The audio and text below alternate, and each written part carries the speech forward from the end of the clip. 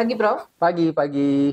Beberapa kesempatan lalu kita sudah bicara masalah Socrates yang skeptis terhadap demokrasi, Prof. Socrates mengatakan bahwa eh, tidak semua warga negara punya keutamaan, ya Ya, kan, ya, bahwa ya, ya, paham, ya kan, ya, ya. seperti itu. Jadi Mm. dia sangat skeptis terhadap demokrasi. Nah, yang menarik justru Runciman, Ya, Prof. Dia mengatakan bahwa demokrasi bisa berakhir. Nah, ini sebenarnya apa maksudnya? Demokrasi bisa berakhir karena dia katakan demokrasi itu satu siklus yang rentan dan tidak stabil. Nah, ya, benar. bagaimana, Prof? Jadi begini, saya kebetulan membaca pemikiran Rusiman itu Hmm, dalam satu bukunya yang berjudul How Democracy End, ya. Bagaimana demokrasi berakhir, demokrasi, ya. ya. Jadi dia sebenarnya mengatakan bahwa demokrasi itu Hmm, bukan hanya demokrasi, tapi memang dia fokusnya pada demokrasi. hmm, Dia mengatakan itu sebenarnya bukan sesuatu yang stabil dan tetap, ya. hmm, Jadi dia mengatakan ada sebenarnya model siklus demokrasi itu. Jadi ada saat-saat misalnya bagaimana misalnya dari suatu negara atau kerajaan ya monarki ya kita sudah singgung sebelumnya tentang misalnya Prancis? Prancis ya. Jadi Prancis waktu itu ya abad ke-18 itu sebenarnya dipimpin oleh monarki itu oleh Raja Louis ke-16 ya.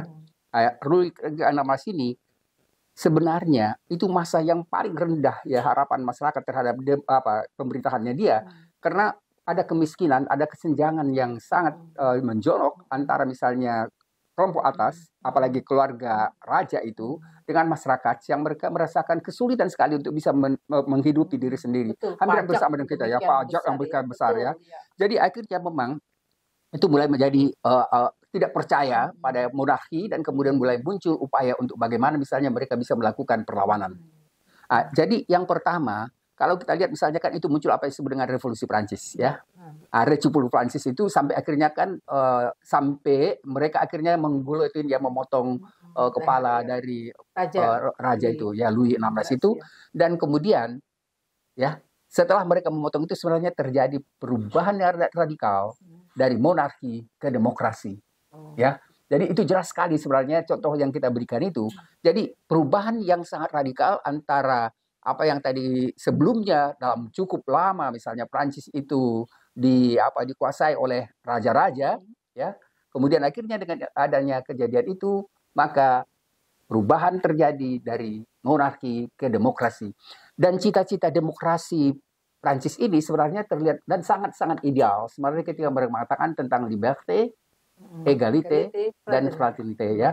Jadi misalnya kebebasan, kemerdekaan, kemudian kesetaraan ya, kemudian persaudaraan. Jadi akhirnya sebenarnya itu ya apa yang mereka sebut sebagai tiga prinsip penting di dalam revolusi Prancis ya itu mereka wujudkan sekaligus dalam simbol keberhasilan mereka untuk menumbangkan apa yang kita sebut tadi dengan monarki.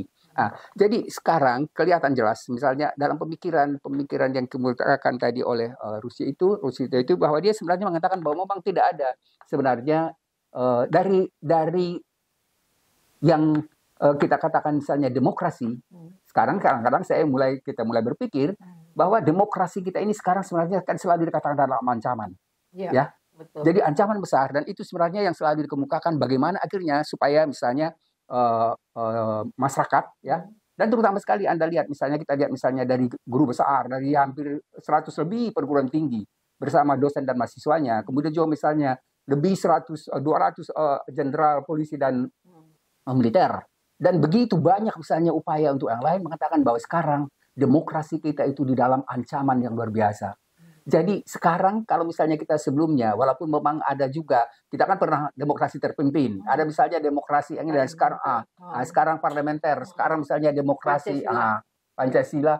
Tapi kita mulai ragu, apakah memang benar bahwa demokrasi yang kita jalankan itu, masyarakat mulai ragu, apakah memang ini memang sesuai dengan prinsip ketuhanan yang Maha Esa. Apakah memang terlihat misalnya adanya keadilan sosial di situ? Adakah terlihat misalnya penghargaan terhadap kemanusiaan dan azazi? Ya, jadi itu sebenarnya demokrasi itu memang dan demokrasi yang memang dinyatakan sebagai bentuk negara di dalam Undang-Undang Dasar dan Pancasila itu sudah mulai diragukan masyarakat sendiri.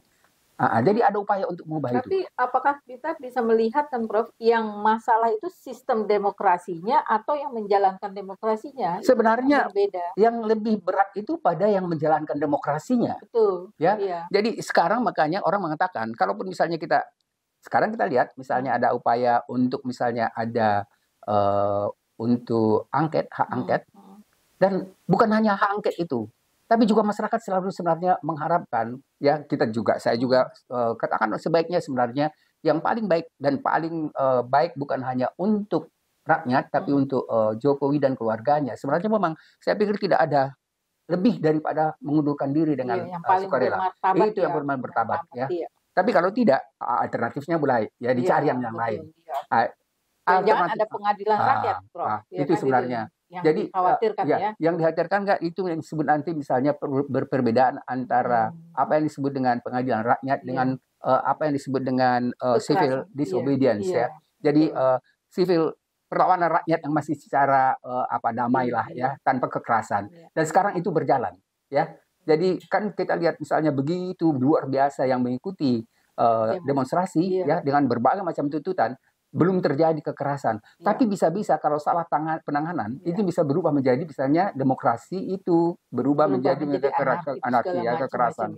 Jadi problem itu sebenarnya sangat tergantung juga pada sikap pemerintah dan sikap pendukungnya. Saya agak heran juga bagaimana mungkin orang yang selama ini misalnya kita katakan dia seperti sangat Pancasila, sangat Islam, tapi mendukung misalnya apa yang terlihat di situ kan korupsi yang luar biasa.